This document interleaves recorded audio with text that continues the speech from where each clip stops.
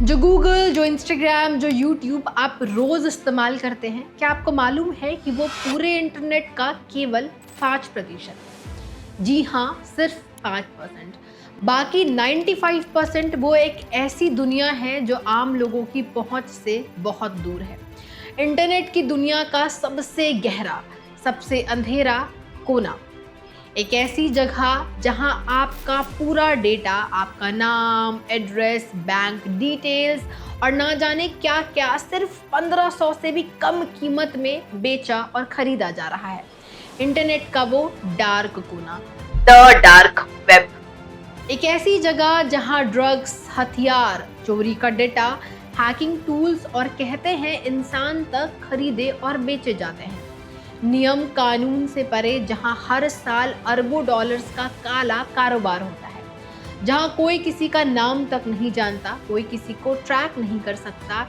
इंसान की काली करतूतों, काली ख्वाहिशों की दुनिया, द डार्क वेब।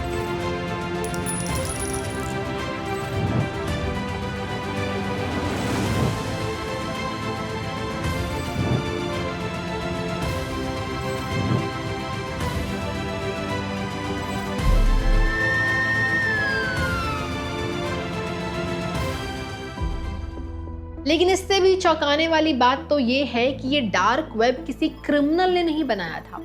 इसे बनाया था यूएस नेवी ने, अमेरिका की सरकार ने खुद। एक सही मकसद के लिए बनाई गई ये पूरी जो डार्क वेब है, आज दुनिया का सबसे अंधेरा कोना बन चुका है, दुनिया का सबसे बड़ा क्राइम का अड्डा। तो आखिर कैसे बन गया? हम आज इस वीडियो में डार्क वेब की पूरी कहानी खोलेंगे। इसे किसने बनाया, कैसे चलता है, इसमें क्या बिकता है, इसका पैसा कहाँ आता और कहाँ जाता है, और सरकारें क्यों इसे रोकने में आज तक नाकाम है, वो भी बिल्कुल डिटेल में। चलिए डार्क वेब की इस अंधेरी दुनिया में साथ चलते हैं। शुरू से शुरू करते हैं। इंटरनेट के 3 हिस्से हैं या 3 दुनिया हैं। पहला, सरफेस वेब। ये वो दुनिया है जिस पे गूगल पर सर्च करके डेटाज मिलता है, न्यूज़, यूट्यूब, विकिपीडिया। ये पूरे इंटरनेट का केवल 5% है, जिस पे आप अपना सोशल मीडिया भी मैनेज करते हो। दूसरा और सबसे बड़ा, दैट इज डीप वेब। घबराइए मत, ये डार्क वेब नहीं, ये डीप वेब है। ये खतरनाक नहीं बल्कि सबसे ज़्यादा इम्पॉर्टेंट है। ये वो सब है जो गूगल सर्च नहीं कर सकता। आपका ईमेल इनबॉक्स, आपका नेट बैंकिंग, आपका private message, private videos, photos, किसी कंपनी का इंटरनल डेटाबेस और ना जाने क्या क्या। आप हर रोज़ किसी न किसी तरीके से डीप वेब का इस्तेमाल करते हो, और ये इंटरनेट का लगभग 90 से 95% है, और ये बिल्कुल भी नॉर्मल है। अब आते हैं उस हिस्से पर जिसके बारे में सोचने पर से भी इंसान डर जाता है। ये तीसरा और सबसे खतरनाक है। डीप वेब के अंदर छुपा एक छोटा सा कोना, द डार्क वेब। ये इंटरनेट का सिर्फ 0.01% है, लेकिन इसको नॉर्मल ब्राउजर से खोला नहीं जा सकता। इसके लिए एक स्पेशल सॉफ्टवेयर चाहिए जिसका नाम है टॉर, द अनियन राउटर। और यही डार्क वेब की पूरी कहानी है, यानी कि टॉर ही डार्क वेब की चाबी है। डार्क वेब का जन्म एक जंग के मैदान से हुआ था, एक जासूसी यानी कि एक स्पाई मिशन से। बात है 90s के उस दौर की, यानी कि 90s के मिड की। यूएस ने वे रिसर्च लैबोरेटरी में 3 साइंटिस्ट, पॉल सिवर्सन, माइकल रेड और डेविड गोल्डचाइल्ड, ये एक प्रॉब्लम सॉल्व कर रहे थे। अमेरिका के जासूस और एजेंट्स दुनिया भर में मैसेज भेजते थे, डेटा शेयर किया जाता था, लेकिन दुश्मन उन मैसेज को बहुत आसानी से ट्रैक कर लिया करते थे, जिसकी वजह से लोगों के, सोल्जर्स की जान को खतरा होता था। सवाल ये था कि आखिर ऑनलाइन बात कैसे की जाए ताकि कोई ट्रैक ना कर सके, और यहीं से जन्म होता है डार्क वेब का। उन तीनों साइंटिस्ट ने मिल करके एक जबरदस्त आइडिया निकाला, अनियन राउटिंग का। अब ये काम कैसे करता है? सोचो एक प्याज, यानी कि एक अनियन की तरह, जिसकी कई परतें, कई लेयर्स होती हैं। जब आप एक मैसेज भेजते हो तो वो सीधा नहीं जाता, वो दुनिया भर में फैलते हुए कई कंप्यूटर्स, जिन्हें नोड्स कहते हैं, से घूम कर यहाँ वहाँ जाता है। हर नोड मैसेज का सिर्फ एक परत खोलता है। जैसे आप प्याज का एक परत खोलते हो, उसी तरीके से सिर्फ एक परत खोलता है, और तब उसे पता चलता है कि मैसेज कहाँ से आया है। अब कहाँ भेजना है ये उसे नहीं पता, लेकिन उसके पास अधूरी जानकारी होती है, ना उसे पूरा रास्ता पता होता है, ना असली भेजने वाला। और ऐसे इसे ट्रैक करना लगभग नामुमकिन हो जाता है। सिंपली प्याज का परत, एक परत खोलो, अंदर कुछ और, फिर कुछ और, फिर कुछ और, अंदर प्याज सड़ा है या अच्छा है, ये सारी परतों को खोलने के बाद पता चलेगा। और इसीलिए कहीं ना कहीं इसको अनियन राउटिंग भी कहा जाता था। फिर आता है 20 सितंबर 2002 का वो समय। टोर को आम लोगों के लिए फ्री में रिलीज कर दिया गया ताकि टोर आम लोग इस्तेमाल करेंगे। अब आप सोचेंगे कि आखिर ऐसा क्यों किया गया है जब ये इतना खतरनाक था। नेवी ने अपने सीक्रेट वेपन आखिर पब्लिक क्यों किया? अब लॉजिक इसका बहुत सिंपल था। अगर सिर्फ अमेरिकी जो जासूस हैं वो टोर यूज करेंगे तो दुश्मन समझ जाएंगे कि टोर यूज करने वाला हर बंदा कहीं ना कहीं अमेरिकन जासूस है और ऐसे में उनकी जान को खतरा होगा या फिर उनके सीक्रेट्स बाहर आ जाएंगे। लेकिन अगर दुनिया भर के लाखों लोग, एक्टिविस्ट, जर्नलिस्ट, आम लोग टोर यूज करें तो जासूस भीड़ में आराम से छुप जाएगा। और इसी तरीके से ये आइडिया निकाला गया। एनोनिमिटी तभी काम करती है जब वो सबके पास हो, और यही था टर्निंग पॉइंट। टोर उन लोगों का हथियार बन गया जिन्हें सरकार दबाती थी। चाइना और ईरान जैसे देशों में एक्टिविस्ट और जर्नलिस्ट ने इसे सेंसरशिप से बचने के लिए इस्तेमाल किया, कंटेंट देखने और कंटेंट शेयर करने के लिए इस्तेमाल किया, और धीरे धीरे ये दुनिया में पहुंचने लगी और इसका इस्तेमाल बढ़ने लगा। ये एक अच्छी चीज़ थी। शुरुआत में इसका इस्तेमाल सही के तौर पे किया जा रहा था, लेकिन ये भी सच है, जहाँ एनोनिमिटी होती है वहाँ अंधेरा भी अपना घर बना लेता है। और 2011 में एक 26 साल के लड़के ने इस अंधेरे को एक बिजनेस में कन्वर्ट कर दिया, और यही से असल में डार्क वेब का जन्म होता है। इससे पहले डार्क वेब जो यूएस नेवी ने बनाया था और पब्लिक इस्तेमाल के लिए खोला गया था, उसको अच्छे तरीके से इस्तेमाल किया था, लेकिन तब तक जब तक ये जो पूरा सिस्टम है ये रॉस के हाथ में नहीं लगा। एक 26 साल का लड़का, उसका नाम था रोस उल्ब्रिच, टेक्सास का रहने वाला, पढ़ा लिखा फिजिक्स का स्टूडेंट। वो एक लिबर्टेरियन था, यानी कि उसका मानना था कि सरकार को लोगों की जिंदगी में दखल नहीं देना चाहिए। वो मानता था कि लोग जो चाहें खरीद और बेच सकते हैं, लोग मैच्योर हैं और लोगों को अपनी जिंदगी के फैसले करने का हक खुद होना चाहिए। और उसी सोच को उसने अपनी असलियत बनाने का ठाना और एक सिंपल से टोर वेब को उसने डार्क वेब में कन्वर्ट किया। फिर साल है फरवरी 2011, उसने एक वेबसाइट लॉन्च किया, सिल्क रोड। ये दुनिया का पहला बड़ा डार्क नेट मार्केट प्लेस था, क्राइम का अमेज़न, कुछ भी खरीद बेच सकते हो। इसकी दो चाबियां थी, एक तो टोर जिसे कोई ट्रैक नहीं कर सकता था, ये वहीं से आया था टोर जो पूरा डिटेल में मैंने आपको बताया, और दूसरा था बिटकॉइन, एक नई डिजिटल करेंसी जिससे पेमेंट्स भी अनोनिमस हो गए। अब कोई पेमेंट को भी ट्रैक नहीं कर सकता था, अगर पैसे से, करेंसी से पेमेंट होता तो कहीं ना कहीं बैंक डिटेल्स आते थे। और इसी से बचने के लिए रोस ने दिमाग लगाया और यहाँ पर एंट्री होती है बिटकॉइन को। खुद को छुपाने और इस गेम को चलाने के लिए, इस बिजनेस को चलाने के लिए रोस ने खुद का भी एक नया नाम रख लिया, ड्रेड पायराइट रोबोट्स, एक फिल्म के कैरेक्टर से इंस्पायर होकर। अब ये एक पूरा प्रोफेशनल बिजनेस बन गया था। इसमें वेंडर्स रेटिंग थे, कस्टमर्स रिव्यू थे, डिस्प्यूट रेजोल्यूशन थे, मतलब सब कुछ बिल्कुल अमेज़न की तरह। बस फर्क इतना था कि यहाँ सामान अलग था, ज़्यादातर ड्रग्स, हथियार या काले कारनामे वाली चीजें, लेकिन बिजनेस बिल्कुल बाजार, नॉर्मल बाजार की तरह चल रहा था। रोस ने शुरुआत में अपने घर के केबिन में मैजिक मशरूम्स उगा करके बेचे, काइंड ऑफ सिस्टम को टेस्ट करने के लिए। भाई सबसे पहले उसने खुद के घर में उगा करके बेचा कि सिस्टम कैसे काम कर रहा है। धीरे धीरे दुनिया भर के ड्रग डीलर्स का नया अड्डा बन गया। साल 2011 से 2013 के बीच सिल्क रोड पर लगभग 12 लाख ट्रांजैक्शंस हुए, 9.5 लाख से ज़्यादा यूजर्स इसमें जुड़े, इसमें बने। इसका टोटल कारोबार लगभग $1.2 बिलियन का हो गया। और रोस ड्रेड पायराइट्स रोबोट्स ने इसमें सिर्फ कमीशन से ही SBI के मुताबिक लगभग $80 मिलियन यानी कि 640 करोड़ रुपए के आसपास कमा लिए थे। 25-26 साल का लड़का, एक लैपटॉप, एक बंद कमरा और अरबों डॉलर का क्राइम एम्पायर, और कोई भी उसका कुछ भी उखाड़ नहीं पा रहा था। वो आराम से अपने घर के कमरे में बैठकर इस बिजनेस को बहुत आसानी से रन कर रहा था। लेकिन वो कहते हैं ना कि हर क्राइम और क्रिमिनल एक गलती जरूर करता है। रोस ने भी एक गलती की।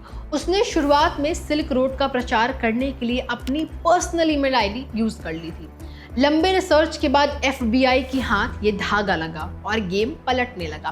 दरअसल लगातार हो रहे क्राइम के बाद FBI रोज को ढूंढ रही थी, पर उसके बारे में पता लगाना बहुत मुश्किल था। ये एक बहुत डिटेल स्टोरी है, वीडियो बहुत लंबा ना हो इसलिए मैं इसको डायरेक्टली कट डाउन करके चैप्टर 2 पे ले आती हूँ। लेकिन अगर आपको FBI की पूरी स्टोरी चाहिए कि उन्होंने रोज को कैसे पकड़ा तो मुझे कमेंट में ज़रूर FBI कीजिएगा। मैं डिटेल में अगला वीडियो FBI ने कैसे रोज को इस डार्क वेब को पकड़ा था मैं आपको वीडियो बनाकर बताऊंगी। आगे चलते हैं। FBI ने इस एक धागे को पकड़ा, यानी कि उसके पर्सनल ईमेल आईडी जो उसने सिल्क रूट के प्रचार में इस्तेमाल किया था शुरुआत में। लंबा इंतजार हुआ क्योंकि FBI को रोज को सबूतों के साथ पकड़ना था, खुले लैपटॉप के साथ पकड़ना था। एक छोटी सी भी भनक और सारा डाटा गायब हो जाता। एक बार अगर रॉस ने लैपटॉप बंद कर दिया तो सारा डेटा खत्म, और डेटा खत्म तो सबूत खत्म। FBI ने दिमाग लगाया और अपने ऑफिसर्स को कस्टमर्स की तरह पेश की और जाल बिछाया, और फाइनली लंबे इंतजार के बाद रोस इस जाल में फंस गया। 2 अक्टूबर 2013 को सैन फ्रांसिस्को की एक पब्लिक लाइब्रेरी में जब उसका लैपटॉप खुला हुआ था, FBI ने उसे पकड़ लिया। लैपटॉप खुले होने का मतलब था सारा सबूत सामने आ गया। फिर साल 2015 में उसे 2 बार उम्र कैद की सजा हुई, लाइफ सेंटेंस प्लस 40 साल की सजा मिली। पर यहाँ पर एक ट्विस्ट था। एक बहुत बड़ा तबका था जो ये मानता था कि रोज को सजा नहीं मिलनी चाहिए। वो उसे अपना हीरो मानते थे और वो मानते थे कि रोज ने कुछ गलत नहीं किया और उसका सजा माफ कर देना चाहिए। हालांकि एक बड़ा तबका वो भी था जो उसे क्रिमिनल मानता था। फिर कहानी में एक और टर्निंग पॉइंट आता है। 21 जनवरी 2025 को US प्रेसिडेंट डोनाल्ड ट्रंप ने रोज को पूरी तरीके से माफ कर दिया और सिर्फ 11 साल बाद जेल से वो बाहर आ गया, बिल्कुल बरी होकर के। Day 1, I will commute the sentence of Ross Ulbricht. He's already served 11 years. We're going to get him home. उसके सपोर्टर्स उसे एक हीरो मानते थे जैसे मैंने आपको बताया, और उसके विरोधी उसे एक खतरनाक क्रिमिनल मानते थे। पर 2025 के बाद रोज आज़ाद था। लेकिन सिल्क रोड के गिरने के बाद डार्क वेब खत्म नहीं हुआ, बल्कि ये तो सिर्फ डार्क वेब की शुरुआत थी। ग्रीक माइथोलॉजी में एक राक्षस था हाइड्रा। उसका एक सर काटो तो 2 नए सर उग जाते, फिर एक सर काटो तो 2 नए सर उग जाते, और ये जो साइकिल है वो कभी खत्म नहीं होता।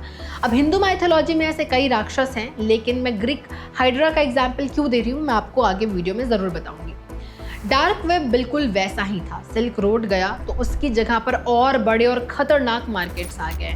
रोस ने तो सिर्फ रास्ता दिखाया था, रास्ता पर चलने वाले अब हजारों थे। उसके बाद सबसे बड़ा था वो था अल्फाबेट। 2017 तक इसके 2 लाख से ज्यादा यूजर्स हो गए और 40,000 से ज्यादा वेंडर्स यहाँ पर जुड़ गए। यहाँ सिर्फ ड्रग्स नहीं बल्कि फेंटानिल जैसे जानलेवा ड्रग्स, चोरी की आईडीज, हैकिंग टूल्स, हथियार सब बिकता और खरीदा जाता था।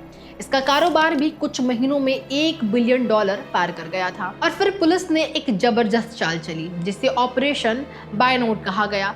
जुलाई 2017 में उन्होंने अल्फाबेट को बंद कर दिया। घबराए हुए सारे क्रिमिनल्स भागकर दूसरे मार्केट पे चले गए जिसका नाम था हंसा। लेकिन उन्हें पता नहीं था कि हंसा को पहले से ही डच पुलिस ने चुपके से अपने कंट्रोल में ले लिया था। यानी क्रिमिनल्स भागकर पहुंचे सीधा पुलिस की गोद में। पुलिस ने वीक तक उनके पासवर्ड, मैसेजेस और एड्रेस रिकॉर्ड किए और फिर एक साथ हजारों को पकड़ा। एक master stroke plan. Dark web की सबसे बड़ी प्रॉब्लम ये थी कि सब कुछ डाटा था। एक डाटा डिलीट, कहानी खत्म। डाटा गायब, आपके पास कुछ नहीं मिलेगा। और ऐसे में हर बार इसको पकड़ने के लिए पुलिस को लंबी प्लानिंग प्लॉटिंग करनी पड़ती थी। फिर ये सफर चलता गया। 2022 में जर्मनी और US ने मिलकर हाइड्रा, मैंने आपको बताया था ना कि मैंने हाइड्रा का एग्जांपल इसलिए दिया था क्योंकि हाइड्रा भी 2022 में एक बहुत बड़ा डार्क वेब था और इसीलिए मैंने वहां पर हाइड्रा का एग्जांपल दिया। खैर, US और जर्मनी में हाइड्रा, रशिया का सबसे बड़ा डार्क नेट मार्केट, बंद किया गया। फिर 2024 में लोग बिट नाम के सबसे बड़े और सबसे खतरनाक रैंसमवेयर गैंग को टेक डाउन किया गया। हर बार पुलिस जीतती गई लेकिन हर बार एक नया से रुक जाता था क्योंकि असली चीज स्टोर का नेटवर्क कभी नहीं मरता और इसीलिए साइकिल घूमता रहता था।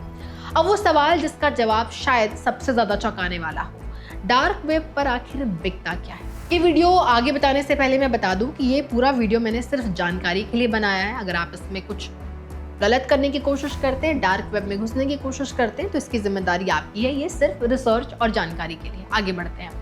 सवाल कि डार्क वेब में आखिर बिकता क्या है। तो ये दुनिया का सबसे भयंकर और सबसे खतरनाक जगह क्यों माना जाता है? अब आप सुनकर शॉक हो जाएंगे कि डार्क वेब में सबसे ज्यादा बिकने वाली चीज ड्रग्स नहीं बल्कि हमारा और आपका डेटा है।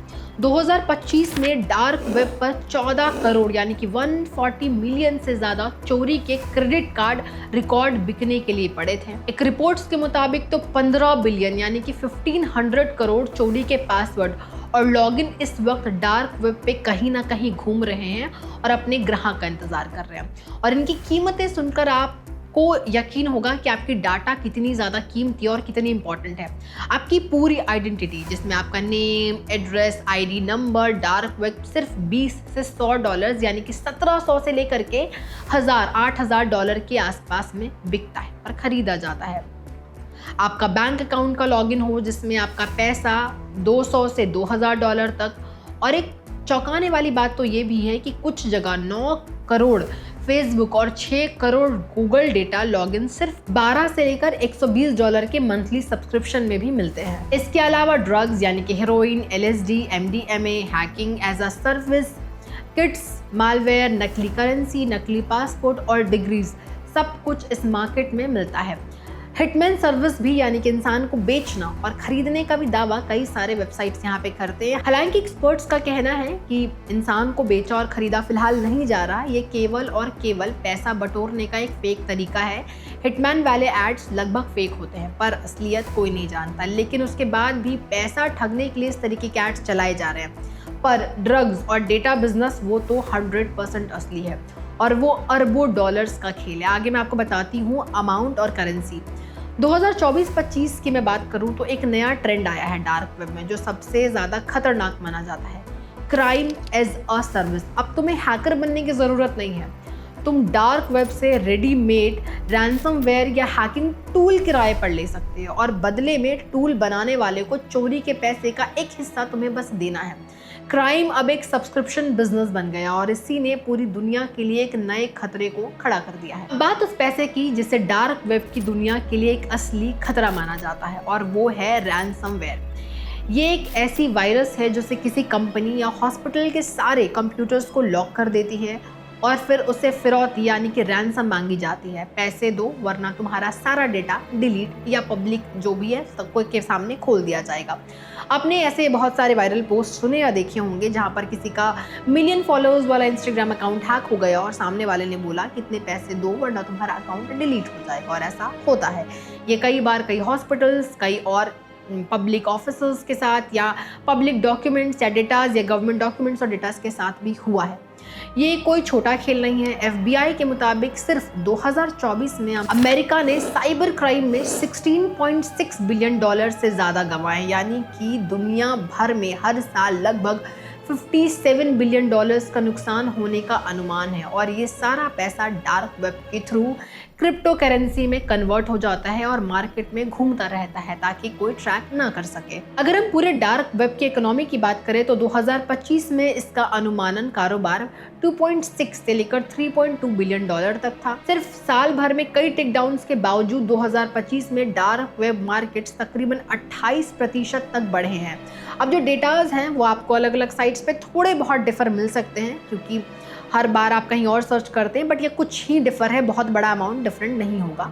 ये मैं आपको जानकारी के लिए बता रही हूँ। रोज़ 25 से 30 लाख लोग टोर यूज़ करते हैं और इस नेटवर्क का इस्तेमाल करने वालों में जर्मनी, US, फिनलैंड के बाद हमारे भारत, इंडिया का नाम भी सबसे ऊपर आता है।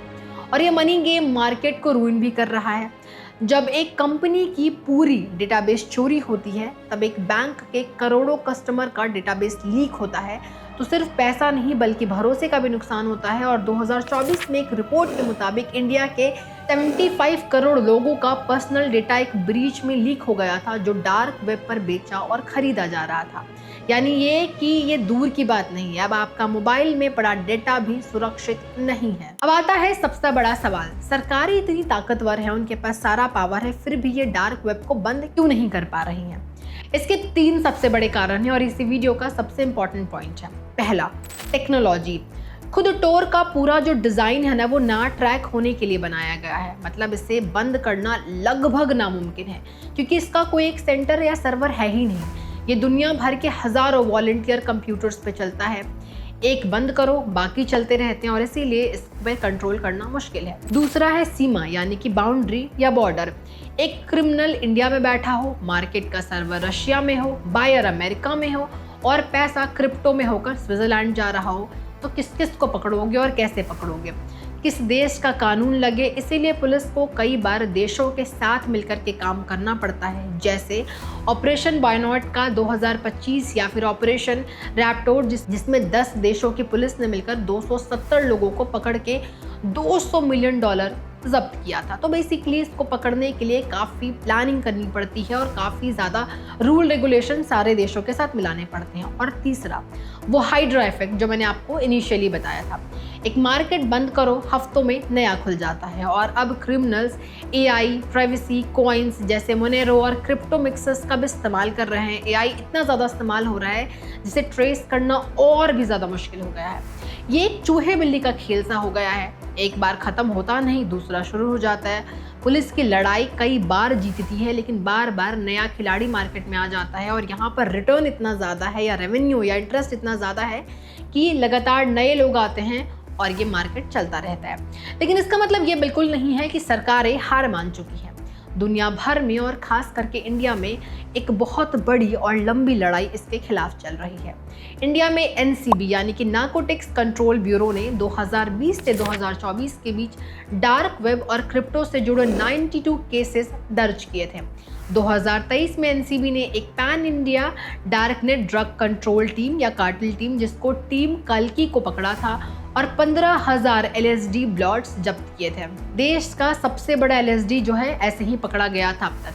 ज़्यादातर स्टूडेंट्स और नौजवान इसमें शामिल होते हैं जो पोलैंड, नीदरलैंड से ड्रग्स मंगाते हैं, इंडिया में सर्कुलेट करते हैं और कहीं ना कहीं साइकिल घूमता जाता है।